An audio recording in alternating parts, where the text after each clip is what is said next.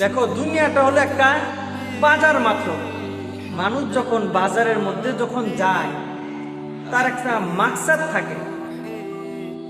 সে বাজার করবে, এই বাজারগুলি নিয়ে বাসায় আসবে, পরে এই জিনিসগুলো তারা খাওয়া দাওয়া করবে। কথা বলেন ঠিক কিনা? তো যদি মনে করেন আপনি বাজারে গেলেন, আপনি টাকা পয়সা দিয়ে বাজার করে ব্যাগটারে ভর্তি করে ফেললেন, যখন বাজার থেকে বাড়িতে আসবেন তখন আপনার ব্যাগটা রাস্তায় হারিয়ে গেল,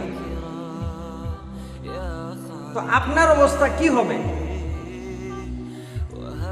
ঠিক তেমনই ভাবে এই দুনিয়ার মধ্যে আপনাকে আল্লাহ তাআলা যে পাঠাইছেন, পাঠানোর পর রব্বুল আলামিনের দরবারে আবারও আপনি ফিরে যাবেন, তখন আপনি কি নিয়ে যাবেন? দুনিয়াটা একটা বাজার মাত্র। এটাকে বলা হয় আদ-দুনিয়া মাজরাআতুল আখিরাহ। দুনিয়াটা আখিরাতের একটি বাজার।